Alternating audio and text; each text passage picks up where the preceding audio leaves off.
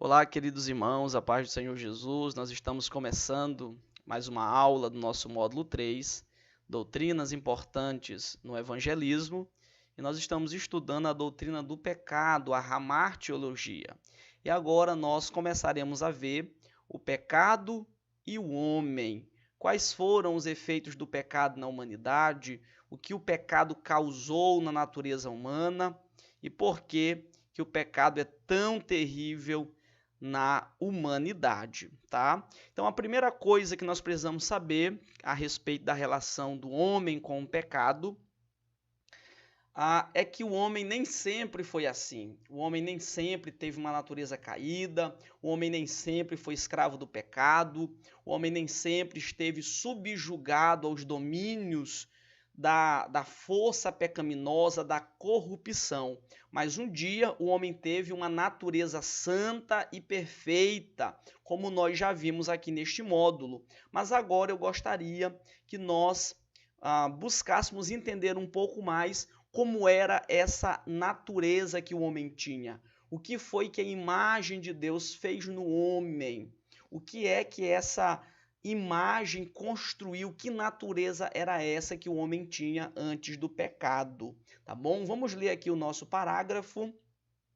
O pecado causou uma enorme destruição sobre a raça humana, mas para entender a dimensão disso, é preciso destacar o estado que o homem possuía antes da queda, tá bom? A primeira característica desse estado que o homem possuía antes da queda, está aqui no ponto 1, é a imagem de Deus no homem.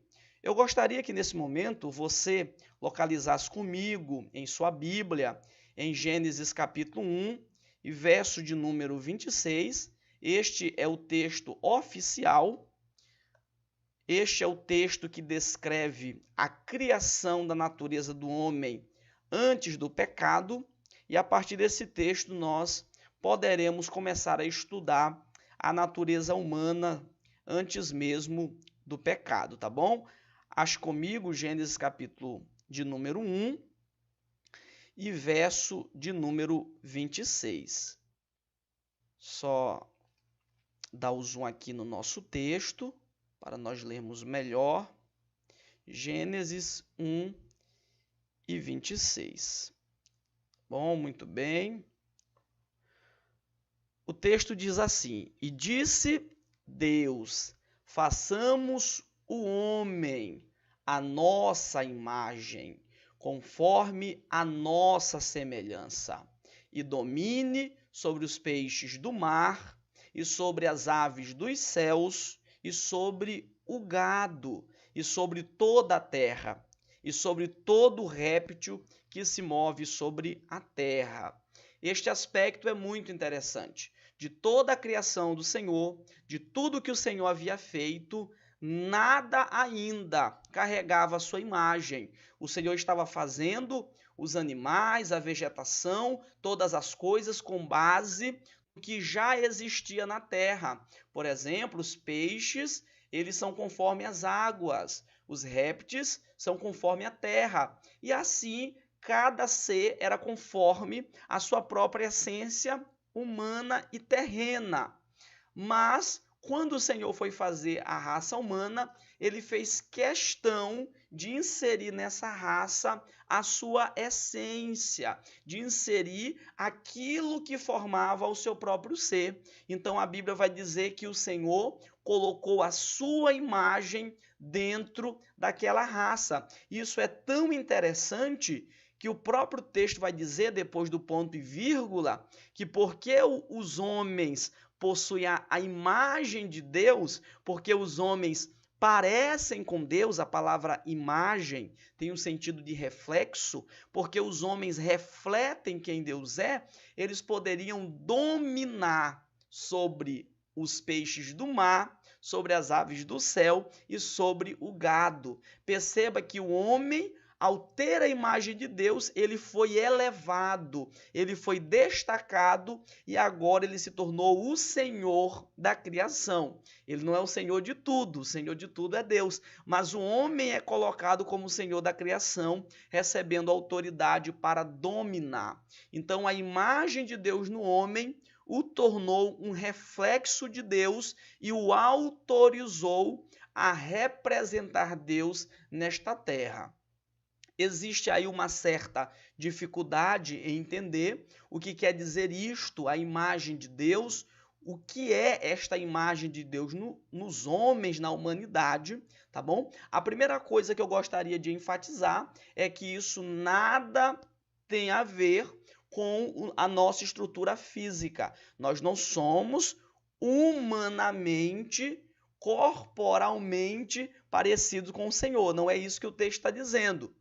Observem que o homem ele foi primeiro feito, o nosso corpo, a nossa forma física, ela primeiro foi feita, o homem já tinha um corpo e depois disso que o Senhor ele vai ali colocar dentro do homem a sua imagem.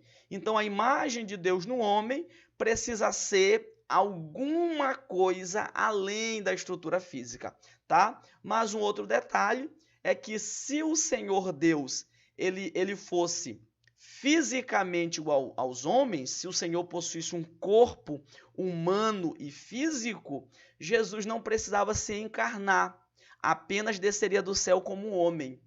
Mas não foi isso que aconteceu. Para Jesus nos substituir, ele precisou encarnar-se, assumir a forma que os homens têm, tá? Então o nosso Deus ele é espírito. O nosso Deus ele não possui uma forma física e corpórea. Se o nosso Deus quiser assumir uma forma física, ele precisa assumir ou transformar-se temporariamente, mas não é o que compõe a sua essência, tá bom? Mas, afinal de contas, o que é isto? A imagem e a semelhança de Deus na humanidade.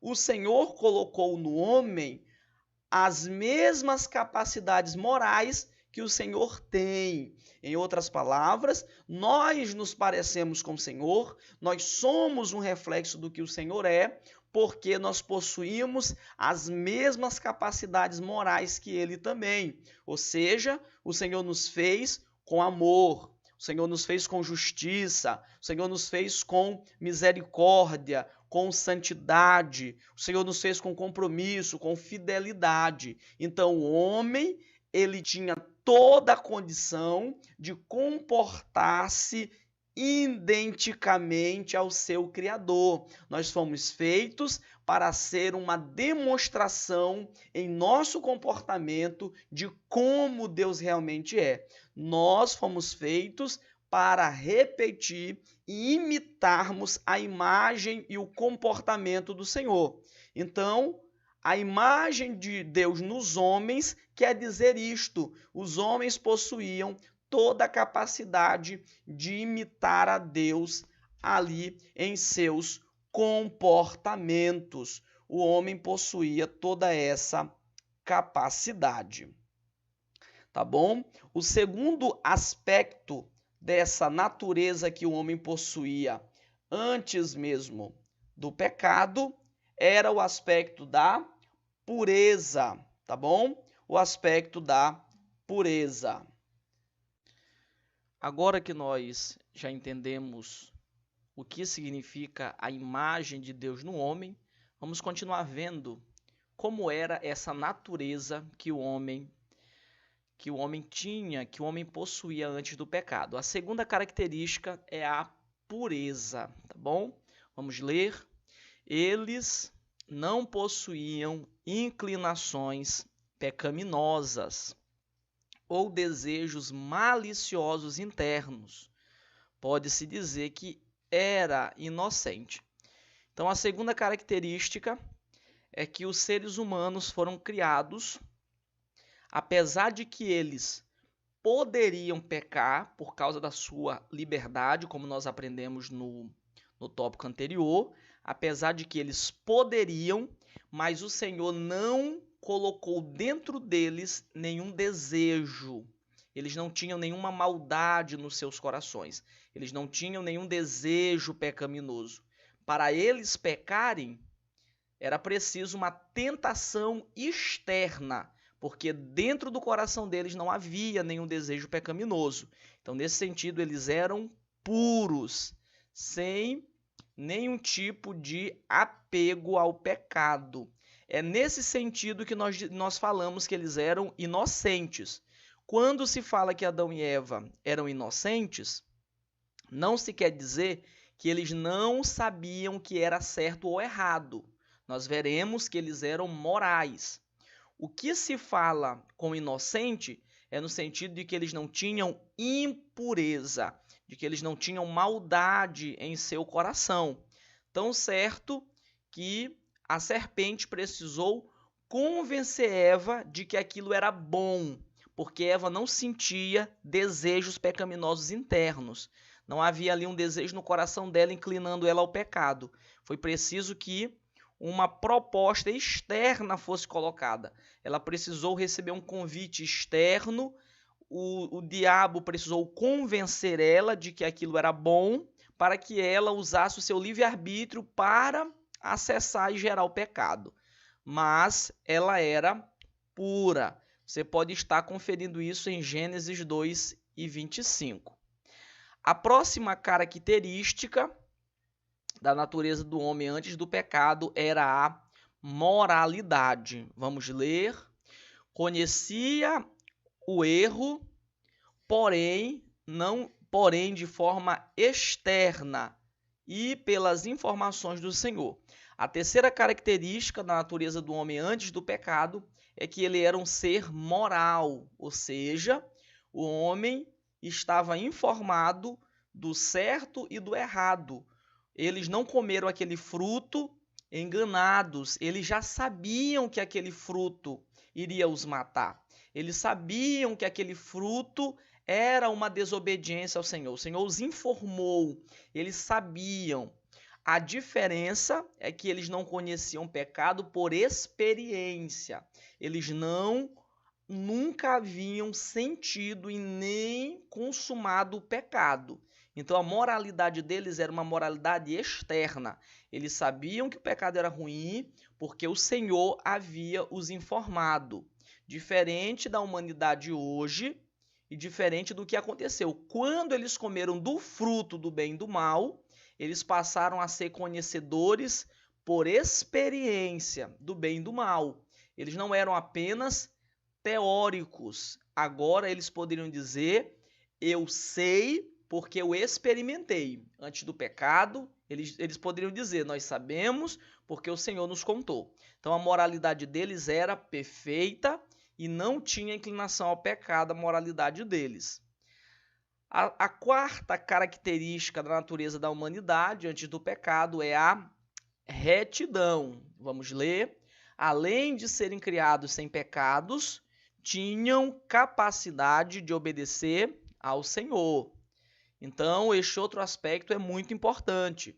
Quando o Senhor criou a humanidade, ele os fez com capacidade de os servir. Aquela imagem que foi colocada dentro do homem criou uma disposição, criou uma força, uma inclinação para a obediência. O homem foi feito com força para servir a Deus. É por isso que quando o primeiro casal peca, o Senhor não os tem por inocentes, o Senhor não procura uma forma de isentar eles, o Senhor os culpa. É por isso que eles recebem um juízo, porque eles tinham força, o Senhor os deu retidão, eles tinham ali capacidade de permanecerem em fidelidade ao Senhor, de não comer o fruto, porque eles receberam uma força sobrenatural para viver em santidade. Eles só não viveram porque usaram a liberdade para acessar o pecado. Mas se quisessem, eles poderiam viver em santificação, porque o Senhor os deu toda a força. A quinta característica da natureza antes do pecado, o homem possuía a capacidade de nunca pecar se quisesse, tá? Então, eu já disse isso em algum ponto, o casal foi criado com um verdadeiro livre-arbítrio. Por que eu estou afirmando que é verdadeiro? Porque eles tinham a capacidade de nunca pecar se quisessem. Eles não só desejavam não pecar, eles poderiam não pecar se quisessem. Eles poderiam ficar sem pecado. Eles possuíam um verdadeiro livre-arbítrio. Então a liberdade deles era plena. Eles tinham um verdadeiro ou um livre-arbítrio real. Se quisessem, poderiam ficar totalmente sem pecado. Tá? Então, a última característica dessa natureza antes do pecado é a imortalidade. Nós vamos ver em Romanos 5 e 12 que o pecado aparece como uma consequência do pecado. Eu vou estar abrindo aqui, eu peço que você abra também a sua Bíblia comigo. Eu estou lendo aqui na Almeida Revista e Corrigida, Romanos capítulo 5 e vamos ver o versículo 12 primeiro. Olha só o que o versículo 12 vai dizer de Romanos 5. Pelo que, como por um homem entrou o pecado no mundo, e pelo pecado a morte. O pecado entrou por um homem, fazendo alusão ao uso do livre-arbítrio. O homem usou o livre-arbítrio de uma forma ruim, não foi a forma que o Senhor planejou, usou para acessar uma vida sem a bondade de Deus, sem a santidade de Deus, e isso gerou pecado. E o texto diz que pelo pecado a morte. Então a morte, ela vem junto com o pecado. O homem gera o pecado e o pecado gera a morte. Tá? Então o texto diz: assim também a morte passou a todos os homens, por isso que todos pecaram. Então, o homem antes do pecado era imortal. O Senhor não fez o homem para morrer. O Senhor não fez o homem para sofrer a separação que a morte causa. O homem foi feito para viver eternamente junto com o Senhor, mas o pecado trouxe essa consequência que é a possibilidade de morrer, tá bom? Então, muito bem, vamos agora avançar um pouco mais no nosso estudo. Eu convido você a ler este parágrafo comigo, por favor. Antes de estudar sobre a natureza caída do homem, é preciso entender como isso foi passado para todos os homens. Um fato bíblico e experiencial é que todos, desde o nascimento, já estão debaixo da influência do pecado, tá bom? Um próximo ponto, que é este aqui que nós precisamos entender, é que essa nova realidade que Adão experimentou depois do pecado, esse enfraquecimento da imagem de Deus, a perda do livre-arbítrio e todas as demais consequências do pecado que veio sobre Adão e Eva, o que nós percebemos biblicamente e pela experiência humana? Todos os seres humanos sofrem com isso. Todos os seres humanos já vêm ao mundo com uma natureza caída. Se foi Adão e Eva que pecaram, se foram eles que escolheram comer o fruto, por que os próximos seres humanos não nascem com uma natureza igual a que eles tinham antes do pecado, e os seres humanos é que vão decidir se eles vão pecar e perder isso ou não? Mas não é isso que acontece. Nós vemos que logo o primeiro filho que nasce, quando os dois primeiros filhos nascem, Caim e Abel, ele já vem com uma natureza caída. Caim já vem com maldade no coração, já vem desejando homicídio. Então nós percebemos que o homem, depois do pecado, todos os homens já nascem com uma natureza deformada e destruída pelo pecado. E por que isso acontece? Por que toda a raça sofreu isso? Nós veremos um pouco disso agora, tá? Então vamos continuar lendo o nosso parágrafo.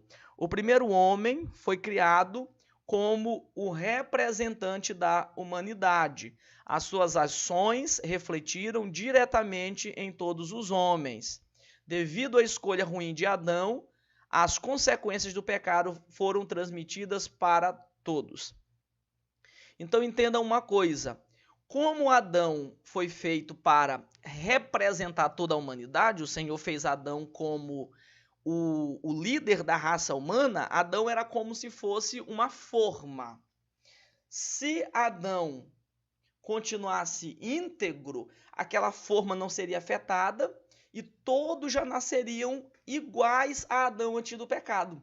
Mas como o pecado afetou Adão, como o pecado deformou Adão, como aquele pecado destruiu aquela forma que o Senhor havia criado, então é como se a forma da raça humana, que é o primeiro casal, ela recebesse ali alguns golpes, ela ficasse amassada e todas as demais pessoas agora já vão nascer conforme o primeiro casal. E é isso que acontece. Então todas as pessoas já vêm ao mundo deformadas porque o primeiro casal que foram feitos como uma forma, como representantes, como líderes de toda a raça humana, eles se corromperam e perderam aquela forma original. Então essa é a razão porque todos já nascem dessa forma, todos já nascem deformados, tá bom? Então nós temos aqui alguns textos bíblicos. Vamos ver aqui Romanos 5:19, que é o texto que nos diz que Adão era o nosso representante. Romanos, capítulo 5 e verso 19. Vamos ver esse texto, ele é importante para o nosso estudo. Observe o texto bíblico. Porque, como pela desobediência de um só homem, falando de Adão, muitos foram feitos pecadores, tá?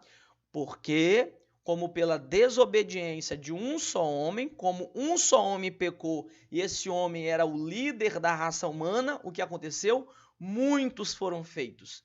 A forma, porque a forma da humanidade que era Adão pecou e foi ali destruída e foi de alguma forma amassada e perdeu o seu formato original, agora toda a humanidade, a expressão aqui é muitos, mas a referência é toda, muitos foram feitos pecadores. Olha que coisa interessante a continuação do texto. Assim, pela obediência de um, muitos serão feitos justos. O Senhor, para salvar a humanidade, vai usar o mesmo princípio. Do mesmo jeito que o líder da raça humana, que o representante da raça humana, perdeu a sua forma e todos se perderam também, o Senhor Jesus vai ser enviado como o novo representante da raça humana, e assim como Jesus obedeceu toda a raça também, porque será conforme Jesus, também viverá em obediência. Então, do mesmo jeito que todos se perderam por causa de uma obediência, muitos serão salvos por causa de uma obediência, tá? Mas conforme o critério da fé e da aceitação ao Senhor Jesus, que é um tópico que nós ainda veremos no estudo sobre a doutrina da salvação, tá? Mas só fazendo esta colocação inicial. A segunda coisa é que os homens já nascem inclinados ao pecado. Eu peço que você abra comigo na sua Bíblia, no livro dos Salmos, capítulo 51. Peço que você abra aí na sua Bíblia. Nós vamos perceber no livro dos Salmos 51, e verso de número 5, que o homem já é gerado em pecado. O homem já vem ao mundo dessa forma. Olha o que o texto diz. Eis que em iniquidade fui formado, e em pecado me concebeu minha mãe. Tá? Então, a natureza pecaminosa da humanidade não é fruto de uma escolha. Os homens, eles não se tornam pecadores. Os homens não vão esperar crescer e desenvolver a consciência para serem pecadores. Os homens já nascem pecadores, já nascem inclinados ao pecado, já nascem com desejo de pecar. A questão é que quando eles começarem a desenvolver a sua consciência, eles vão pecar por consciência. Mas o desejo de pecar já estava em seu coração, tá? Inclusive tem uma frase, uma importante frase, que ela vai dizer o seguinte: nós pecamos porque somos pecadores, tá bom? Não é o contrário. Nós não somos pecadores porque pecamos. Não. Nós somos pecadores antes mesmo de pecar. Antes mesmo de chegar aí a ter 6, 7, 8 anos e cometer o primeiro pecado, antes de cometer o primeiro pecado, nós já somos pecadores, porque nós já viemos para o mundo com essa disposição pecaminosa. Tá, vamos ver agora a terceira questão. Nós somos pecadores por natureza. Os homens são filhos da ira por natureza, ou seja, não é algo desenvolvido, mas natural. Eu peço que você também abra comigo em Efésios capítulo 2, que é outro texto essencial para nós entendermos a condição dos homens depois do pecado. Observe o verso de número 3. O texto diz: entre os quais todos nós também antes andávamos nos desejos da nossa carne, fazendo a vontade da carne e dos pensamentos, e éramos por natureza. Essa expressão por natureza é muito importante, porque o que seria natureza? Aquilo que é natural da pessoa, tá bom? Nós éramos por natureza, nós éramos por causa da nossa própria essência, nós já nascemos por natureza como filhos da ira. Os homens não se tornam pecadores. É por isso que todo ser humano precisa aceitar Jesus, para que a culpa do pecado que está na sua natureza, que ele já nasceu com isso, possa ser removida. Caso alguém morra sem se entregar ao Senhor Jesus, ele vai morrer com uma culpa que vem por natureza, que veio desde o nascimento na vida dele. Então o homem, ele já vem desde o seu nascimento com um desejo de pecar, com uma inclinação ao pecado. Você pode perceber que a criança, mesmo recém-nascida, mesmo tendo aí poucos meses que nasceu, a criança já apresenta algumas atitudes pecaminosas, como por exemplo a criança, ela apresenta um egoísmo, não gosta de dividir o que é seu. Às vezes outra criança, a mãe que tem gêmeos, por exemplo, vai colocar duas crianças vai amamentar duas crianças, acaba que uma começa a chorar por causa da outra e não quer outra, e acaba que crianças não gostam de dividir os seus brinquedos, e crianças gostam de mentir, de enganar, e ficam felizes com isso. A criança ainda nem desenvolveu a consciência, mas como ela já tem essas disposições pecaminosas, isso é porque ela já nasceu com uma natureza deformada, ela já nasceu com uma inclinação pecaminosa, tá bom? Então, como eu disse lá na aula de Cristologia, eu espero que você lembre, quando os homens, quando um casal se relaciona sexualmente, o que o homem está compartilhando com uma mulher é a semente da sua natureza. O homem está compartilhando com uma mulher, não é uma semente sem pecado, não é uma semente pura, não é uma semente com uma natureza perfeita e santa. Não, ele está compartilhando uma semente que faz parte da sua natureza caída, portanto, aquela semente já carrega a inclinação pecaminosa. E é por isso que a criança já é formada em pecado, lembrando o que Davi disse no salmo que acabamos de ler. Então, a criança já é gerada em pecado, já nasce com disposição pecaminosa, e é por isso que todo ser humano precisa aceitar Jesus Cristo para que os efeitos do pecado, para que a culpa do pecado seja removido do seu coração. Então, feito essas pontuações e esses esclarecimentos, eu quero aqui descrever um pouco mais como é que o homem agora, como é a natureza do homem agora. Nós vimos no tópico anterior como era a natureza do homem antes do pecado. O homem era livre, tinha a imagem de Deus, o homem era reto, o homem era puro, o homem tinha uma moralidade ali perfeita, mas o homem pecou, o pecado deformou, e agora nós veremos um pouco sobre como é que o homem está atualmente, como é a sua natureza hoje depois do pecado. No ponto 1 está escrito que o homem tem uma natureza pecaminosa. Vamos ler.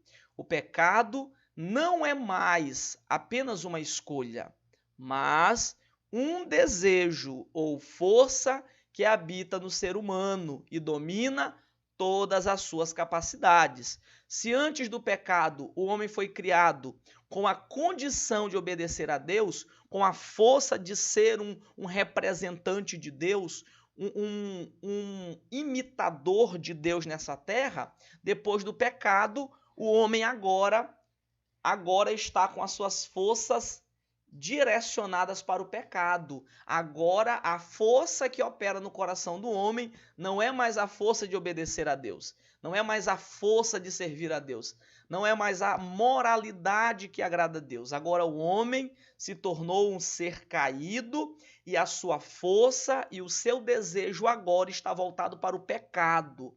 O pecado agora é apresentado como um senhor que domina. Agora o homem é levado para servir aos desejos carnais, viver para a carne, viver para o mundo, praticar o que é imoral e o que é ilícito, agora depois do pecado se tornou o prazer da humanidade.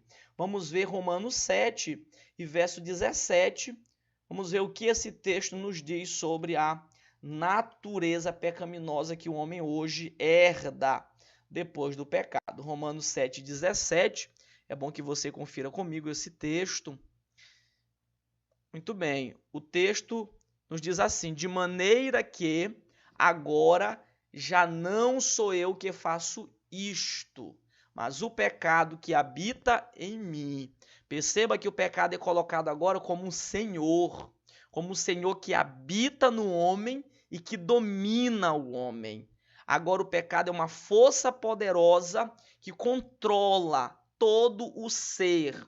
O ser humano, que é formado por um corpo físico, por uma alma e por um espírito, agora o pecado reina sobre todas as partes do homem, levando o homem para o que é pecaminoso. E lembrando que acabamos de aprender, e esse domínio do pecado já está no homem desde o seu nascimento. Os homens, eles já nascem nessa forma, já nascem presos, já nascem amarrados ao pecado. Isso que é natureza pecaminosa. É o desejo de pecar que já nasce no homem e que domina todas as suas capacidades. O segundo aspecto da natureza do homem agora depois do pecado, no ponto 2, é que o homem agora tem um coração corrompido. Vamos ler. O centro das emoções se tornou uma fábrica de pecado e este passou a estar dentro do homem. Vamos ler Marcos 7 e 21. Esse texto vai evidenciar que o coração do homem agora, depois do pecado, não é mais aquele coração puro que foi criado antes da queda, aquele coração reto, perfeito, com força de servir a Deus. Nós vamos ler agora Marcos 7, 21, está escrito: porque do interior do coração do homem saem os maus pensamentos, os adultérios, as prostituições, os homicídios. Perceba que agora o pecado não é mais uma força externa como foi no Éden. O pecado não é mais só uma tentação que está lá fora, que precisa de um agente para nos levar a pecar, como o diabo foi para Eva. Agora, o desejo de ofender a Deus é uma força interna, é algo que reina dentro dos nossos corações. Agora, a vontade de desobedecer a Deus já está dentro da humanidade. É do coração do homem que saem os desejos pecaminosos. Do coração do homem saem maus pensamentos. É por isso que o nosso pensamento é tão sujo. É por isso que pensamentos imorais surgem. Às vezes você nem está pensando, nem está querendo. De repente pensamentos imorais nascem. É porque o seu coração depois da queda se tornou corrompido e sujo. os adultérios, as prostituições, os homicídios, os furtos, as avarezas, as maldades, o engano, a dissolução, a inveja, a blasfêmia, a soberba, a loucura. Todos estes males procedem de dentro. Tá bom? O pecado depois da queda é mais que uma escolha, é mais do que uma decisão. Agora é uma força que domina dentro do homem, é uma natureza que domina quem o homem é. Tá bom? Então procedem de dentro e contaminam o homem. A terceira característica da natureza do homem agora depois do pecado é que o homem está morto espiritualmente. Olha o que o nosso material diz. O homem tornou-se insensível e afastado de Deus e de tudo o que for relacionado ao Senhor. Efésios 2:1. O que Efésios 2:1 vai nos dizer? Que o Senhor nos vivificou, Ele nos deu vida, estando vós mortos. Mortos em delitos e pecados. Então, o pecado, ele matou a força espiritual que o homem tinha de servir a Deus. O homem, como eu disse, foi criado com força de obedecer a Deus. Foi criado com desejo de servir a Deus. Foi criado para sentir prazer nas coisas de Deus.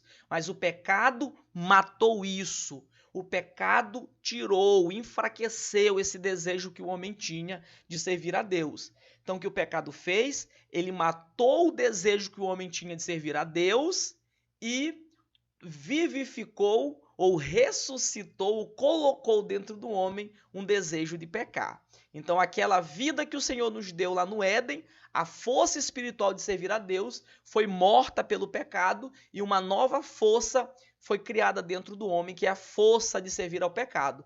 Para o pecado, os homens estão vivos. Para o pecado, os homens têm prazer. É por isso que os homens ficam tão alegres em ir para a festa, ficam tão alegres com as bebidas, com a prostituição, com tudo que o mundo oferece, porque para essas coisas eles estão vivos. Eles estão vivos para o pecado. Mas por que os homens têm tanta dificuldade com a igreja, tanta dificuldade com a pregação, com o que o evangelho apresenta? Porque para essas coisas eles estão mortos. É por isso que quando o homem aceita Jesus Cristo como seu Salvador, o Senhor Jesus ressuscita o desejo de servir a Deus, que estava morto desde o momento que o pecado foi gerado lá no Éden, tá? Então, para que alguém sirva ao Senhor, esse desejo espiritual ele tem que ser ressuscitado. É por isso que o Senhor Jesus vai dizer em João 3 para Nicodemos que é necessário que o homem nasça de novo. É necessário que o homem venha reviver espiritualmente, porque o pecado o matou. A quarta característica da natureza do homem depois do pecado é que agora o homem peca habitualmente. O erro tornou-se uma condição natural. O pecado é praticado com prazer e sem peso na consciência.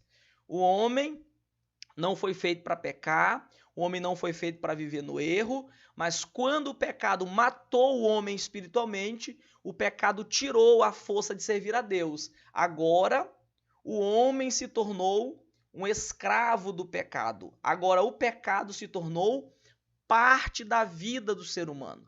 O homem, ele não peca e se sente mal. O homem, ele quando peca, aquilo para ele é natural, aquilo para ele é normal. Ele não acha que os seus pecados são errados, porque o pecado fez isso.